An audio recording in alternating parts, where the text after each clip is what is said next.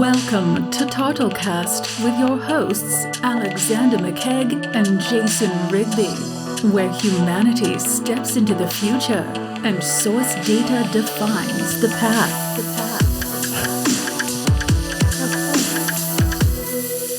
What is up, Alex? What's up, Jason? You got the Japanese pin there. Yeah, no, the pen's nice. Thank you for this. Yeah. No, I love those. You know what this is? They're just like I just like when it makes you want to write because it's just so smooth. Writing is an interesting thing. There's a different neurological pathway that happens when you're writing something by hand versus like typing it on a computer. So I appreciate taking the time to write things down and think. You know, it creates a better conscious connection for me. But writing utensils are big because when you get a lousy one, you don't. I don't know. I don't know. Like, if you have an idea and then you can't get it on paper, and then it's like one of those crappy free pens that you get, you know? Yeah, but this in Japan, it's also like a big thing. They're all about really high quality writing utensils. Mm-hmm. So I appreciate the craftsmanship they put into things like this. So yeah, even in small disposable like rollerball pens like yeah, that. and they're always about. Great job. Did you see the balance on that? The thing's got great balance. Mm-hmm. You know, so that's why I really enjoy it. Anyway. So I want to ask a question, and I feel like this will be something that people need to understand as far as philosophy of Tartle. I know you moved from back east, Massachusetts. and you started Tartle. I mean, it was in your brain a long time ago, but yeah, the company has its address and physical location here in New Mexico. In New Mexico, yeah. What made you choose out of all the states and underlying provinces and all the places you could have gone? Like, why didn't you go to like any major tech centers or hubs? Yeah. Why are you not in Denver, Boulder, the Carolinas? Why are you not in Raleigh or California, Boston or Silicon Valley? First of all, they're so saturated. So this was my initial thought. Outside of my personal choice to come here, from a business perspective, if you think about it, if it's so undersaturated in terms of technology startups, it's easy to be the biggest fish in the pond out here. But everywhere else, it's easy to be a nobody. Yes. And you're like wasting this time going against this like technologies, for startups, like social, ladder that you have to climb. You got to do all this, political nonsense with certain groups, do this, do that, please these people. Did you go to Harvard? Did you go to MIT? No, I didn't. Well, you're not in, you don't come from a family of money, like all those other things. And typically that's what you find out there. They're all investing in themselves, very incestual. Right. That whole like sort of tech group in those major areas. So from a state of separation, I don't like those type of regimes. So when you look at New Mexico, I was like, well, I don't want to be a small fish in a huge pond out there that's oversaturated. Why don't I just be a bigger fish in a pond of my own here in New Mexico? So in terms of visibility, it made sense to move here. And it's been quite beneficial from the local standpoint of getting to know everyone. It's much more personal out here, business, and you can really know everyone here in this area. Right. Like truly know all of these people and they all know you. So it almost raises the bar for the quality of what you're doing, because you can't just be like a low quality person doing low quality work and trying to get away with it. It demands a higher quality and a better interaction with, that local business environment. So that's just one sense of it. And then the other sense is when you look at New Mexico, no one ever really talks about this place. No, it's kind of under the radar. Some people think it's part of Mexico. Yeah, they think it's part of Mexico. It's not. It's a relatively young state, but it has a rich availability of business resources, which is quite surprising because they want business to come to this state. It's begging for it. It's been an oil and gas state for so long, but they need to make that transition out of a dying age to the new thing, right? They want to have, those tech unicorns to come out of here. So they offer a great availability of resources of working with the state, working with the national labs, and the great part about the national labs is that in New Mexico, we have the highest concentration of PhDs. Who'd have thought? Yeah. They're all exactly. hanging out Yeah. quiet in the desert, unbothered. Right. Right. I know Los Alamos has the highest concentration of millionaires per city, Yeah. Which is crazy. which is where the Los Alamos National Lab is. Yeah, we have Los Alamos National Lab, we have Sandia National Lab here. But the mobilization of that intellectual capacity, it's very open here. It doesn't feel very pretentious. Yes. It's just intelligent people that have, come together to do intelligent, very scientific things. And so you can appropriate resources of those labs and that intellectual capacity towards projects you care about. New Mexico's got an interesting history. It's a place where we've had the Aztec culture has moved through it. We've had the Native American culture with all the Pueblos, and we've also had the highest technology like the nuclear bomb. Right. So the dynamic here is quite interesting. Is that when we talk about Tartle, we have a deep respect for what it means to be a human being, and putting our data together to solve problems for the benefit of humanity as a whole. When we have the labs, they're solving very technological problems, and before it was for, wartime efforts. Right. And now that those have passed, they're towards, other sorts of, scientific advancements. But butted up right against it is this old, rich culture of what it means to be a human being and be one with the land. So the dynamics here are a lot different than you find than just being in a city. Very rigid, very finite. It lacks, any sort of flexibility. So we have the ability to work and understand the flavor of high intellectual, high funding, all that capacity, and the more depressed areas. When I say depressed, is economically depressed, like the Pueblos, and their history and their understanding of the local area. So you get a better perspective of how humanity is actually blending our evolution of technology, but it seemed to have left, other groups behind that needed to come with it, but didn't get that advantage. And so being here affords us the opportunity of a grander perspective on how we can evolve with the technology that we're creating. And New Mexico offers a wide availability of resources to bring that sort of tech life cycle together. And so that it not only helps the business, but it helps the people here in the local area. And I think that's a very important thing that we need to champion. Tech companies will go, the larger ones where it's just beneficial to them, but without a thought of the history or the people within that area. Like we've seen in New Mexico, because of the generous benefits that the state actually offers for, technology companies, we've seen, Amazon has come in, Facebook has come in, Netflix has come in here. And, they're doing it because they see it from an economic benefit. But for us, it has to step beyond that. It has to step. It's like, well, how is it that we can show here, even in a localized area, the benefit to people that need that benefit and still also benefit the state through being a technology company here in this last hidden gem of America? And I fundamentally feel that New Mexico will be the next major tech center. Yeah, I agree 100%. It has everything.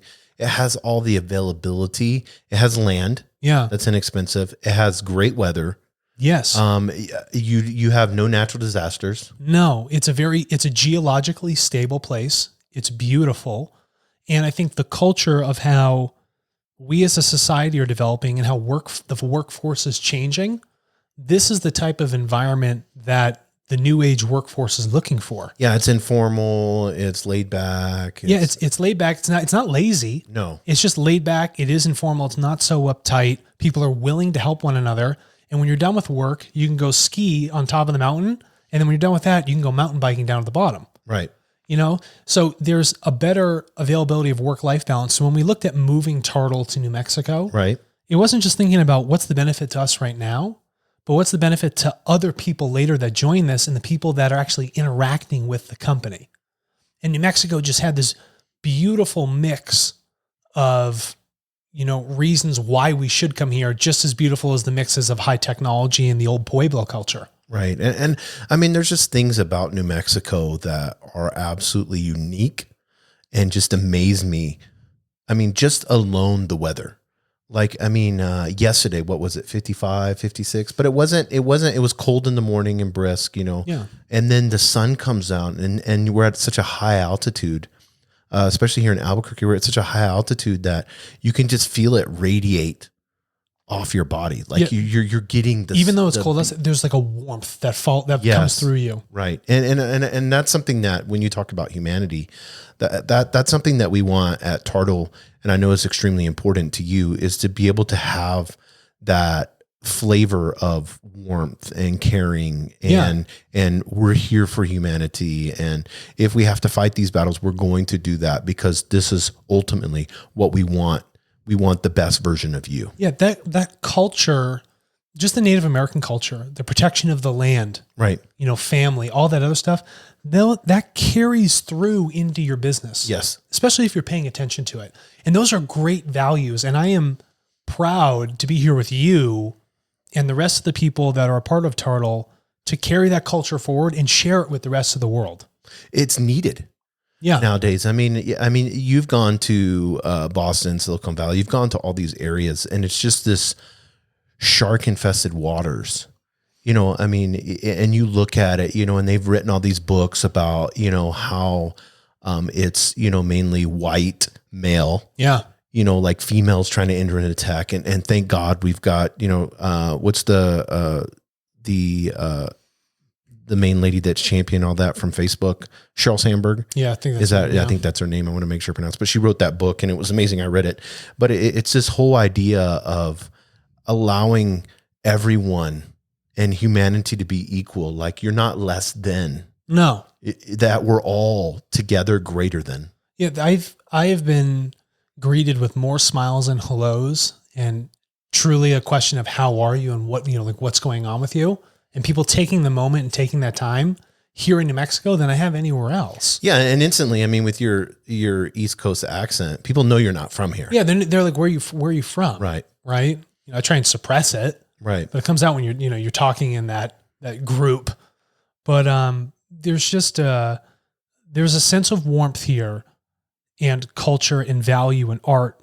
There's so many good things about New Mexico that need to be carried forward into technology and companies that choose to adopt this area as their home. Yeah. And I we've talked about this, off camera, but I just don't see myself personally. And I know you said the same thing, being anywhere else. No, it's hard, never even thinking about this place because New Mexico, frankly, doesn't advertise itself very well. Right. And, I get it. It's not like, terribly, the wealthiest state. It's not by any means, but they have, there's just, when you come here, it's hard to erase the feelings and emotions and visions and attitudes that you become inundated with and interact with. Yeah, they have it as the land of enchantment, but people make jokes and say it's the land of entrapment. Yeah. Because once you're here, I've talked to people that have moved away from here and came back. Yeah, because, it is so enchanting. It does entrap you, and it's like, people are like, why would you want to live in such a dull place like the desert? But there's more to that. It's like when you hear, you feel it. Yes. And I want to make sure that when people use Tartle, they're not just, just using it. It's like, oh, it's another tech thing. They feel it. Right. They're actually truly a part of it. They're a part of the culture that we have infused into it, where it's a part of, preserving the best parts about humanity and channeling that across the globe. And New Mexico just has a lot of those great characteristics that we live in right now that say, this is someplace that I want to have a business. Yeah. And in this desert landscape of tech, to be that oasis, that, refreshing, that moment where you think, is this real or not? Because we get a lot of comments online about that, what is this? Is this a scam? Is this legit? Like New Mexico? Yeah. Like, yeah. And then you want me to sign up for what? Yeah. So for us to be that refreshing part in tech where we're saying, we don't need you. We're not looking at our attribution channels and saying, what's our greatest ROI? Yeah. And we're looking at, is this helping humanity in the best way possible? That's correct. And that's our first filter. That's the very first thing. If it doesn't meet that benchmark, we don't do it. Yes. And if you think about a lot of other tech companies, they go to these major hubs because that's where funding sits. But anybody can fund a crap idea. So it just increases their probability of funding. But from our conscious thought, we're here. It's like, if you're doing the right thing and you're doing it well, the right people pay attention. Yes. And they have. And that shows. And it shouldn't be a function of, here's the highest probability I got to go here. I'll get the funding for my pizza delivery service, via the phone, whatever idea it is, or scooter rental. Lame. New Mexico is and will be the definition of what it means to have that life-work balance. It'll be the definition of technology in the future like it was in the 40s. I think it's coming back into its own again and will continue to develop into something, quite beautiful, just like Tartle is developing itself. Yeah, I agree 100%. And I'm so happy that we're here. I'm excited about the future of New Mexico. I'm excited about the future of Tartle. And I think at the end of the day, when we look at the approach that New Mexico's taking, the approach that Tartle's taking, that it's, and I hate to be so simplistic, but it's just good. Yeah. It's good. It wants to evolve. Yes. You can feel that urge to be more. Mm-hmm. And in other places, they just think they already have more. Yeah. It's presumptuous. Yeah. And so when you have that, it almost makes things a little myopic. But here, just watching a sunset, there's nothing ever blocking your view. No. It's just infinite creativity. Just infinite. Yeah. And I think that's a great word, 2 words to say about New Mexico, infinite creativity. Yeah. The landscape lends to that. Yeah. And if you ever come here, and I hope people do that listen to this, you'll feel it. Mm-hmm. 100%. Just slow down for one moment and just watch everything that's going on around you. Yeah, go up what's the trail you just did? The La Lusa Trail? La Luz Trail. It's right over here on the Sandia Mountain Range. Yeah, go up that trail and get to the top. Prepare yourself, bring some water, and 15 miles. Take 10 minutes, meditate. Yeah. Look out over the city and you'll feel what we feel. You'll feel, yeah. Yeah. Thank you, guys.